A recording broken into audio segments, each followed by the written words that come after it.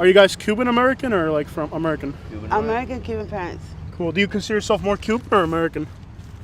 Mix of both, but A little bit of both. American. Born I here. consider myself more American. More American? The truth about illegal immigration in Miami, Florida. I want to thank you for choosing to watch my video today.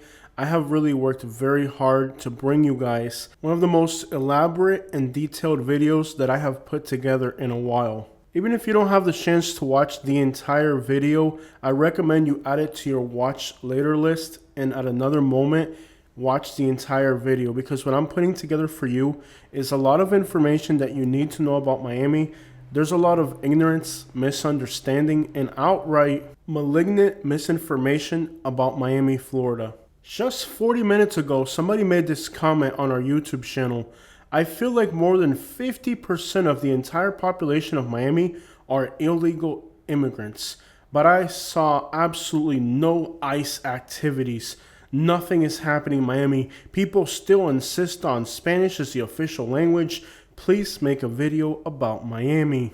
Anybody who's familiar with Miami knows how ignorant this comment is. And I'm going to try to give this person the most respectful reply that I can, because unfortunately, this is exactly what a lot of people think about Miami in their ignorance. And unfortunately, this is exactly the opinion that a lot of people have about Miami. I'm going to briefly quote a few analytics that you might have heard me say before on my YouTube channel, but overwhelmingly everything we're going to talk about today is new information. If you're already subscribed to my channel, you may have already heard me mention that Miami's drug overdose death rate is 1/6 of Ocala, Florida. Nashville, Tennessee has a drug overdose death rate that is 10 times larger than Miami. You are 3 times more likely to be a victim of a homicide in Cincinnati than you are in Miami. You are 1.6 times more likely to be a victim of a homicide in Nashville than you are in Miami. Despite Miami having some of the best safety and crime analytics in the United States, it's constantly labeled as a crime crap hole by people who have an outdated view of the city, what it was like in the 70s and 80s, or simply misinformed about the reality of what Miami is today. Places change over time. If you're watching from the New York area, for example, you may remember that Hoboken, right across from New York City in New Jersey, used to be one of the roughest parts of the city. Today, it's nothing but affluent millionaires who live there. Just today, I saw a TikTok video of a famous person standing in a skyline of New York, pointing down to New Jersey, saying as a joke, all the rich guys in New York have girlfriends over there in New Jersey, points towards the Hoboken area, saying that it's a tax incentive.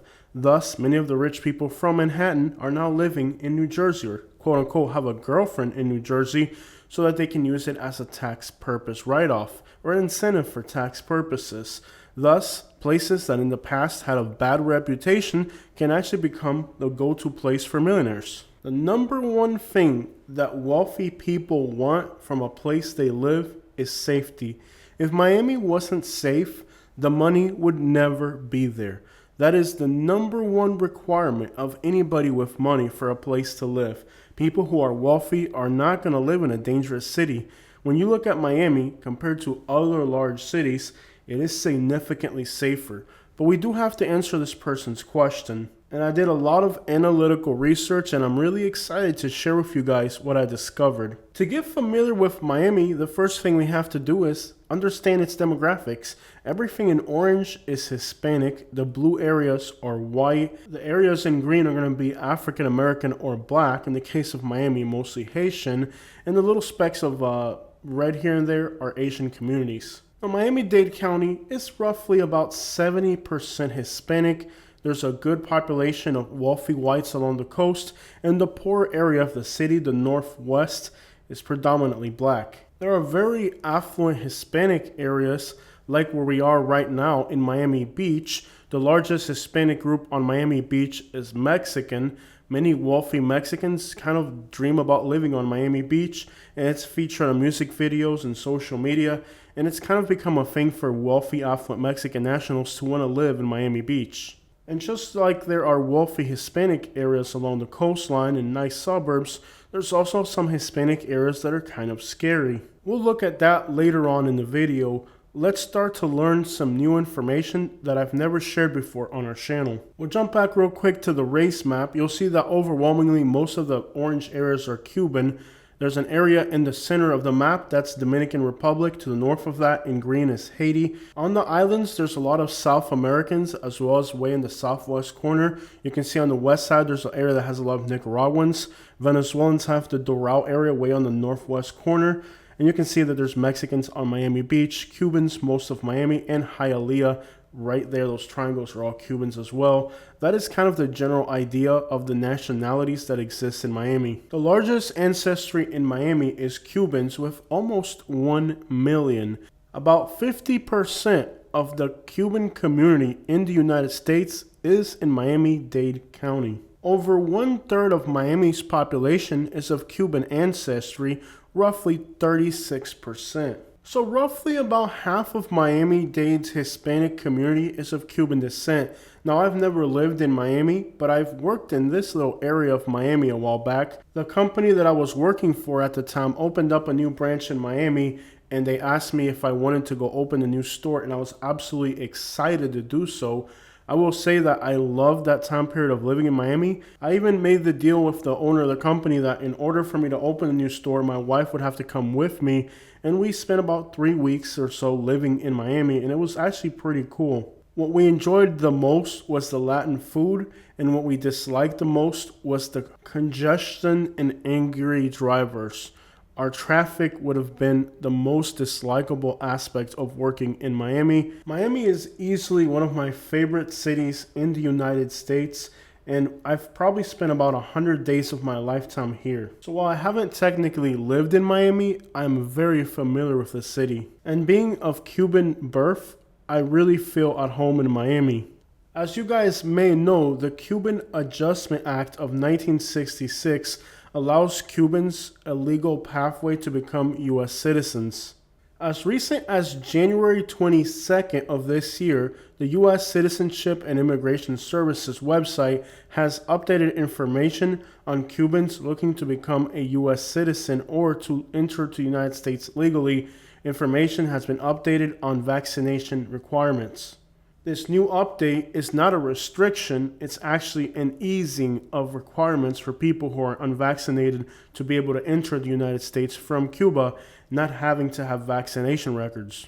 So as far as the U.S. Citizenship and Immigration Services is concerned, they are actually opening up and easing restrictions on Cubans looking to find refuge under the Cuban Adjustment Act, which makes sense because Cubans have historically leaned right. In fact, the largest change to Cuban immigration laws happened in 2017 when President Barack Obama abolished the wet foot, dry foot law, which allowed any Cuban that just reached the United States the ability to instantly have legal status. Now, the Cuban Adjustment Act continued in existence. What Obama got rid of was the wet foot, dry foot law that gave Cubans instant legal status. It's widely believed that Barack Obama did this to slow down the influx of Cubans to South Florida, which were starting to make the state lean red heavily since most Cubans would instantly vote Republican. And now with Trump in office, it's looking like they're easing restrictions again for Cubans. So Cubans are somewhat of a political guinea pig. And it honestly feels like the only things politicians care about is the Cuban vote and how it affects them, with no real interest in helping this community, just garnishing their votes or anything they can do to stop their vote from hurting them. Now, the Cuban Adjustment Act is still in effect, and it provides shelter for Cubans who are fleeing persecution in Cuba. In the case of my family, I came under the religious aspect and the political opinion. My family had a religion that was being persecuted in Cuba because of political neutrality, which goes against the communist requirements. So under those two circled categories, we were able to come to the United States legally. Under the protection of the Cuban Adjustment Act, there's also other groups like the named Damas Blancas. These are political groups that oppose the Cuban regime. A lot of those people are here in Florida. These are the types of people that clearly qualify for the Cuban Adjustment Act. And then there's other ways that Cubans can come to the United States other than just the persecution. Now, if a Cuban has a legitimate requirement that is met by the Cuban Adjustment Act, they can very easily qualify for it and be able to get legal status in the United States. The problem is that today, while there is political persecution in Cuba, many of the people who are fleeing communism were in one way or another part of the communist system themselves at one point. Thus, they're kind of standing on very thin ice with that one. People like myself that came in the 1990s, for example, in the year 1996 and 1997, that's when me and my family came from Cuba, was a time when most Cubans that came very well met that requirement. And in fact, in those years, the U.S. diversity visa program was bringing Cubans to the United States. The overwhelming majority of Cubans that came during that time period came under the diversity visa program, which still exists to this day. The success rate for Cuban applicants was very high, with percentages reaching almost 70%. So for example, me coming in 1996 under the Cuban Adjustment Act, protected by the religious aspect, we could have also came through the Cuban diversity visa program. During that time period, there was also what was known as the Cuban lottery. That was yet another provision that Cubans could have to come to the United States legally. So the notion of Cubans coming illegally into the United States wasn't really even a notion till about 2017, when Obama got rid of the wet foot, dry foot law. And simply what that meant is that moving forward, Cubans would have to be protected under the Cuban Adjustment Act, which still stands to this day. So are there Cubans living illegally in the United States? Yes. Cubans that came before 1966 and never did their paperwork could technically be illegal, but those are extraordinarily rare events. Any Cuban that came after 2017 could be illegal if he wasn't protected by the Cuban Adjustment Act. For example, if you were a Cuban and you're not protected by religion, you're not protected by race, you're not really fleeing from any real danger, you could come to the United States and technically be illegal. The issue is that the overwhelming majority of Cubans came within that time period where it was legal, and they are currently U.S. citizens. So to answer this woman's question about she thinks roughly half of Miami is illegal, the 33% of Cubans, we have to say that at least 95% of them are going to be legally in the United States. There are now Cubans that are coming to the United States illegally. That is very true, but it's a very small minority. Cubans have been coming here since 1959, and it's only in 2017 where Cubans lost that protection. And even then, there are many different qualifications today. Temporary status can become U.S. residency and U.S. citizenship. I've met people that have come after 2017 who have done that route successfully. Then you have the family reunification program. You have paroles. You have many other types of visas as well. So there are many ways for Cubans to legally come to the United States to this day. It's more difficult, it's more challenging, but it definitely exists. Talking about family reunification, the second largest historical group after Cubans in Miami would be Haitians. 92% of Haitians who were given their permanent residency, that's the stage before becoming a U.S. citizen, did so through a family reunification. This is a legal avenue that Cubans and Haitians have used to bring their family to the United States.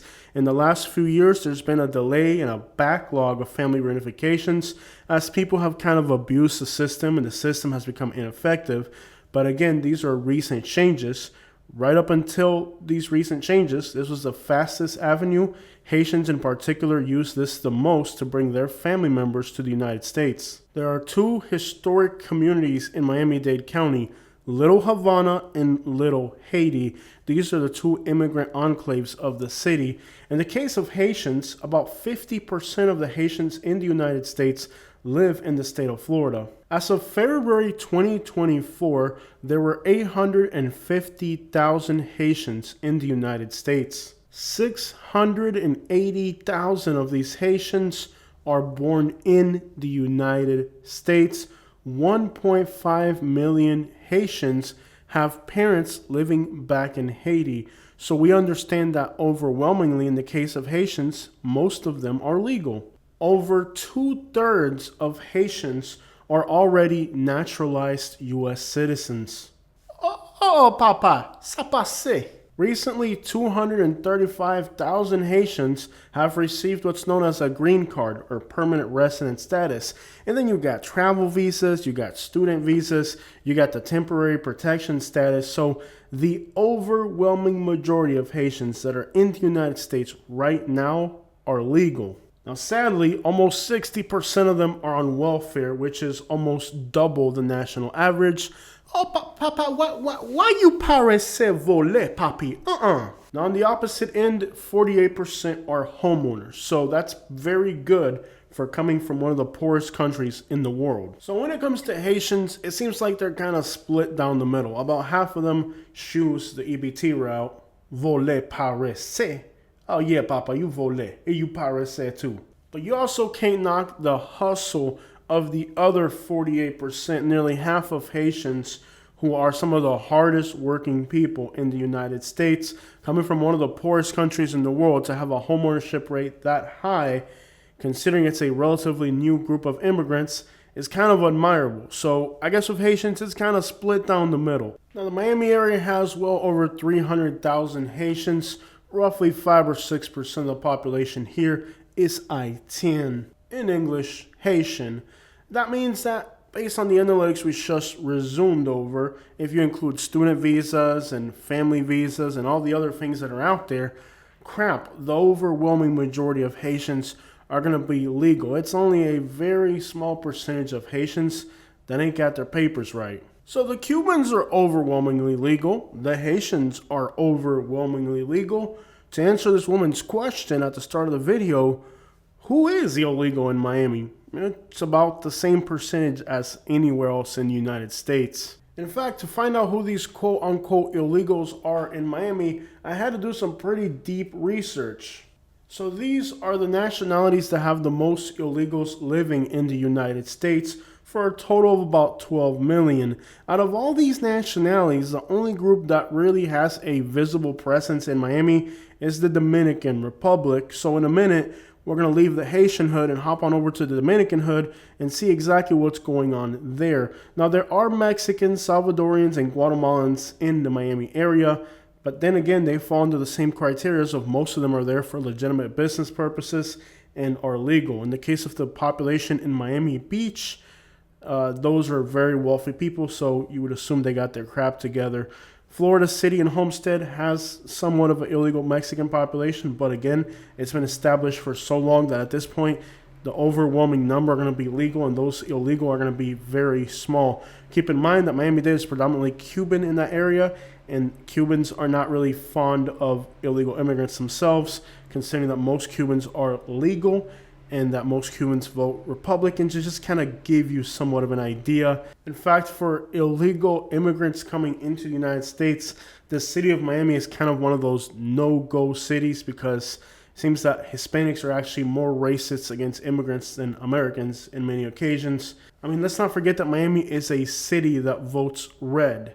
That's kind of like an unheard of thing in the United States. I think recently they had one year where they went blue, but like, it's just not normal.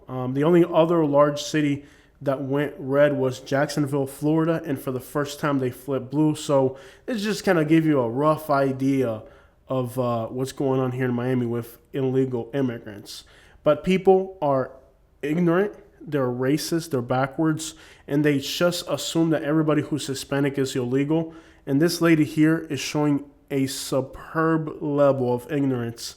You know, her comment saying that most people in Miami, half of them are illegals, just goes to show the backwards mentality that so many people have. And sadly, this is not a rare mental condition. This is actually really prevalent. I do Uber drive here and I talk to a lot of tourists. And sadly, this is the sentiment that many people have about Miami, even though it isn't based on real analytics. It's based on a prejudiced view of Hispanics. And as ignorant as this mentality is, and as opposed as it is to real life analytics, it is sadly what many Midwestern people and people in other parts of the country think about Miami. And it's really sad. And I hope if you're watching today's video, we're about to review a little bit more information that's analytical to help you kind of understand the reality of Miami versus the racist lies that are out there about this city. Because there's ignorance, and then there's ignorance based on hate. And, the ideology that the majority of Hispanics are here illegally is not based on just random ignorance. It's rooted in deep hated anti-Hispanic sentiment. It isn't a real notion that is even analytical. It's a very fictitious stereotype that doesn't even correlate with real information. All right, so welcome to A La Pata. This is the Dominican hood of Miami. And if I pronounce the neighborhood name wrong, please excuse me. I've never been able to pronounce this one correctly. So we know that there are roughly 200,000 Dominicans living illegally in the United States. Now, the number is officially 180,000, so that's the number we're going to use for our analytics. But, this number has been growing dramatically. But let's go with the official number. There's 180,000 Dominicans living illegally in the United States. Not in the city of Miami, just in the United States in general. Now, if we did some quick calculations, assuming that every single Dominican that's illegally in the United States happened to live in Miami-Dade County, 180 by 2.6 would bring the total to less than 7% of Miami-Dade's population.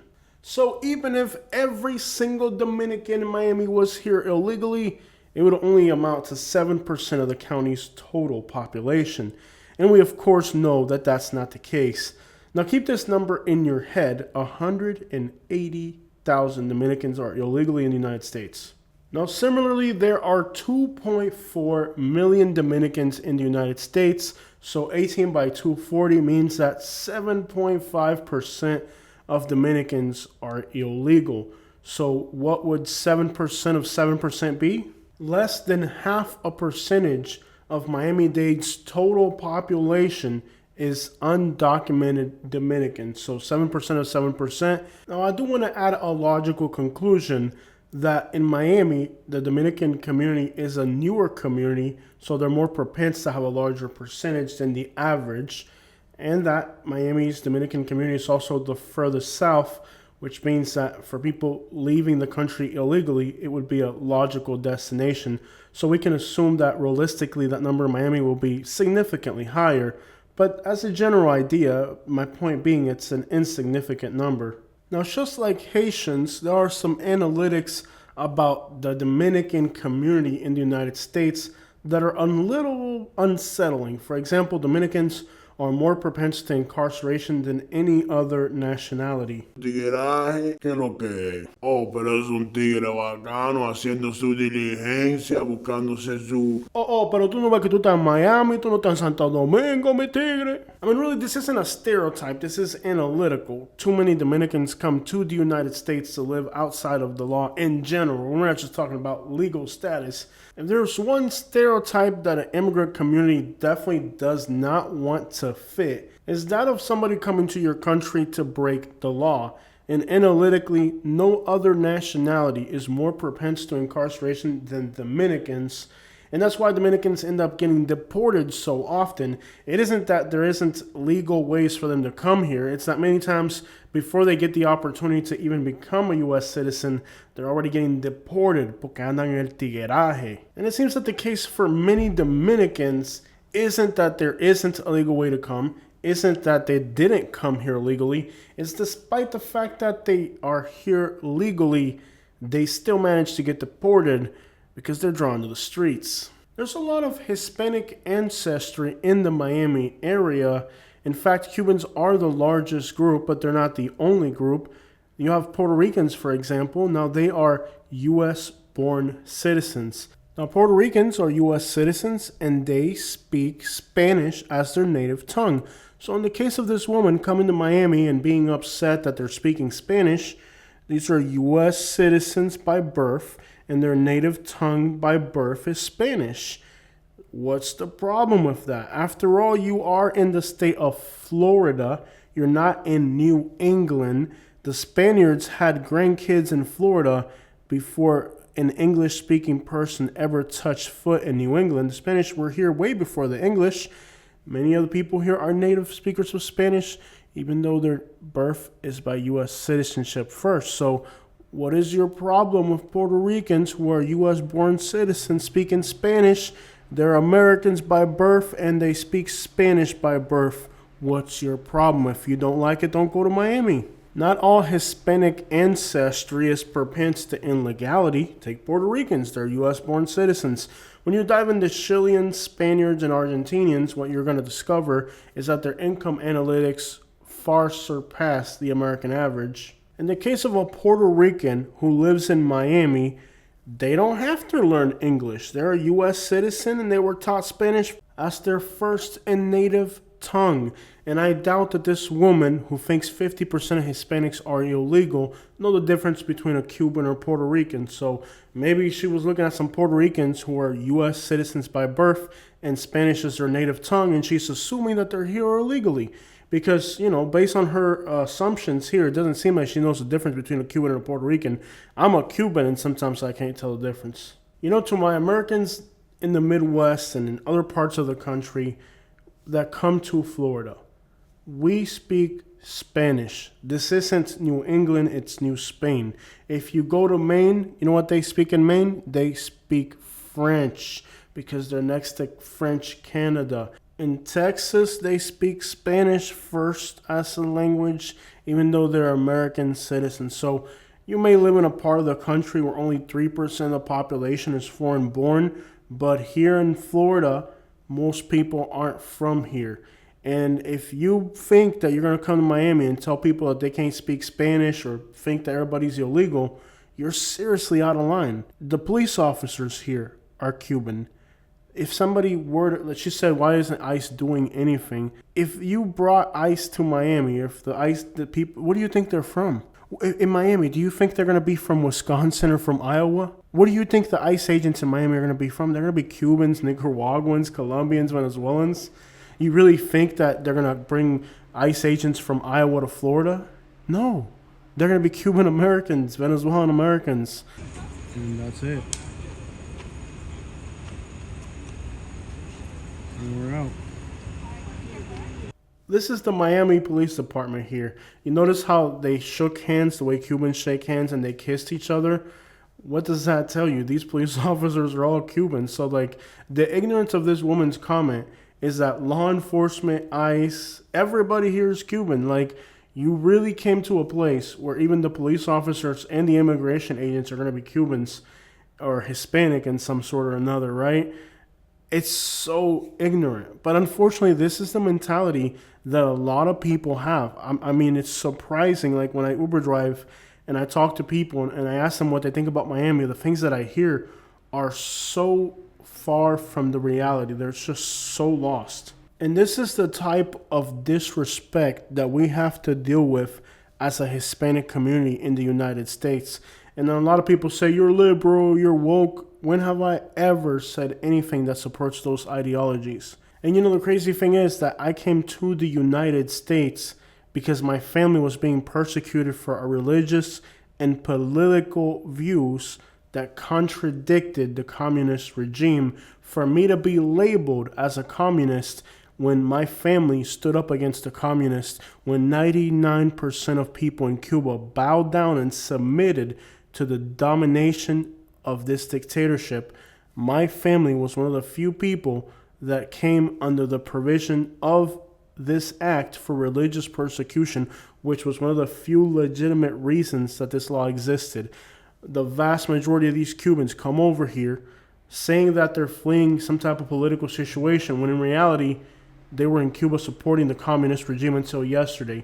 And then they come over here and profess to be Republicans when 3 days ago they were in Cuba being communists. They flip-flop very quickly. And then you got people like me over here who actually came to the United States under the real provisions of the Cuban Adjustment Act. Me and my family didn't show up at the border and say we're here because they're persecuting us. My dad did 5 years in communist prisons to bring our family to this country, not because we wanted to come here, but because it was decided internationally that after being in prison for religious purposes, we couldn't stay in that country. That's what the real provision for the Cuban Adjustment Act is. So you have Cubans like my family who actually came here under a legitimate reason. We came here fleeing a regime that was persecuting us. My father went to prison for 5 years to stand up for his beliefs. To come over here and be disrespected by somebody or have somebody call me a communist when in my country, my family suffered greatly for standing up against those people. If right now the United States became communist the way Cuba was communist, just like 99% of Cubans folded and bent over, 99% of Americans would have done the same exact thing, because you wouldn't put your family in prison like my family did to stand up for your beliefs. Overwhelmingly, the vast majority of people bend over to dictatorships and submit themselves. It's a few brave and valiant people who are willing to stand up to a dictatorship and go to prison in a communist country to stand up for their beliefs. It's the absolute minority. And then to come over here and have people like this ignorant woman disrespect you in these types of ways, call ICE on you even though you're a U.S. citizen, and be disrespected and humiliated by people's ignorance. But the facts are here. On today's video, I gave you the real facts, the solid information that you need to know. Overwhelmingly, the population in Miami is about as legal as anywhere else. I've been to 37 states in this country, and if I could live anywhere in the United States, Miami would be at the top of my list. It's one of the cleanest, safest, most beautiful cities. The only thing that's kept me from moving to Miami is the fact that it's so expensive to live there. Why is Miami expensive? Because everybody wants to live in Miami, and people are willing to do whatever it takes to live in Miami because it's just a great city.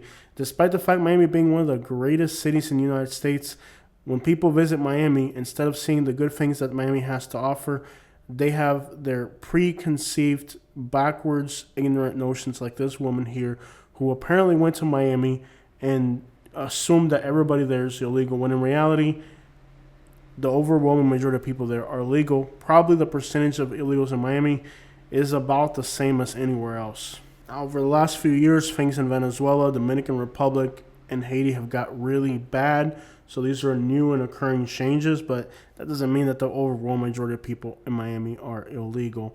And I know this is a really backwards mentality, but unfortunately, many people watching today's video are going to have this idea that Miami is just this horrible crime-ridden place. And the crazy part is, many of these people, if you look at where they live, the analytics for homicides and overdoses are going to be significantly higher, which means Miami is a better place to live. They couldn't afford to live in Miami themselves, so that should already be a clue. I mean, people don't pay more money for things because they're worse. They pay more money for things because they're better. Now, what makes Miami better? The weather, the vegetation, the culture, the food. There's something that makes Miami better. Now, that's for each one of you to determine, but the real estate prices are high in Miami, and there's a reason for it. And a lot of times people just don't understand that. Take, for example, on the other coast. Let me hop real quick to California for a second. San Jose, California is the most expensive metropolitan area in the United States. Now, I had never been there, and I always wondered what made the San Jose area so expensive until I went there and visited the city for myself, and then I understand why it's so expensive and why people would want to live here. The weather is perfect. The vegetation, the redwoods, you have some of the most beautiful scenic places in America. When we hear anything about San Jose, we hear about the high gas prices, out of control gang activity, and of course, vast homeless camps. But we've seen on my YouTube channel how we have homeless camps here in Florida too. The homeless camps in San Jose, California that are underneath the track of the airport runways were made national news as everybody in the United States talked about this huge homeless camp in San Jose, California. Basically, as you flew into San Jose, California, you would see these homeless camps right in front of the airport. Interestingly enough, here in Sarasota, Florida, where we live, there's actually a huge homeless camp right in front of the airport runway. So it seems that many of the things that we see on the news also exists in the states where we live in, but that doesn't get the same media attention or notoriety. Basically, the information isn't being weaponized. In the case of San Jose, California, you may not have $1 million to buy a home there, but if you had $1 million and you had a job there that paid very well, you probably aren't going to find a job in Miami that pays as well as a job in San Jose, California. So it's one of those situations where maybe to your liking or perspective, it may not match your narrative of the world, but it doesn't change the facts that San Jose, California has the highest real estate values in the United States, and it's a metropolitan area with the highest incomes. Now, in Miami, we have a different situation. Miami has an extraordinarily high cost of living, high real estate values, but low paying jobs. If the jobs in Miami were as good as the jobs in San Jose, you would probably understand that the prices of real estate in Miami would be on par of the prices in San Jose. After all, they're both two beautiful and safe cities. San Jose's crime analytics are actually about a quarter of Miami's when it comes to like homicides. The only difference is in San Jose, you don't see people selling flowers on the side of the road.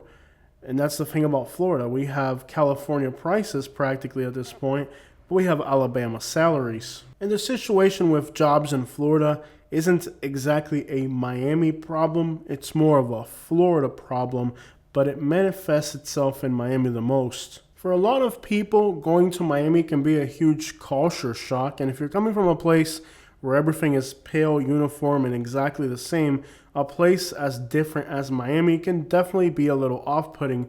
I remember the first time I went to New York City, it was kind of an overwhelming experience.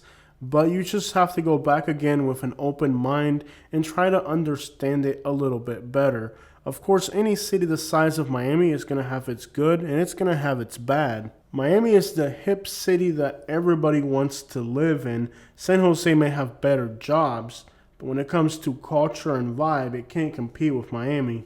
Alright guys, for the last part of our video, I went into the Miami-Dade property appraiser and I looked up properties that are owned by Hispanic people. Now, obviously from the property appraiser, you're not going to get their nationality, but all the properties we're looking at here are properties that are listed in the Miami-Dade property appraiser as being owned by Hispanic individuals. Some of these individuals are famous movie stars, actors, and singers. Others are people who literally came to the United States with nothing. Some individuals I couldn't find information about, but some of the properties belong to people who literally came to the United States from other countries like Cuba with nothing, and today own a little empire in Miami. These are some of the safest, most beautiful homes you're going to find anywhere in the United States, and the real estate values in these communities are into the millions of dollars. These are Hispanic people who came to Miami and built literally an entire empire. And what do they say about Cubans that are rich in Miami? Movies like Scarface have depicted Cubans as horrendous drug dealers and criminals, and all the money in Miami is dirty drug money. However, I did some research on some of the ones I could find, and I found people who are movie stars, end up on TV, they sing, they have a talent and ability, they start a business. There's some real legitimate reason how these people got this money. Being from a Hispanic background, they likely didn't inherit this wealth from anybody. And some of them did. There's nothing wrong with that.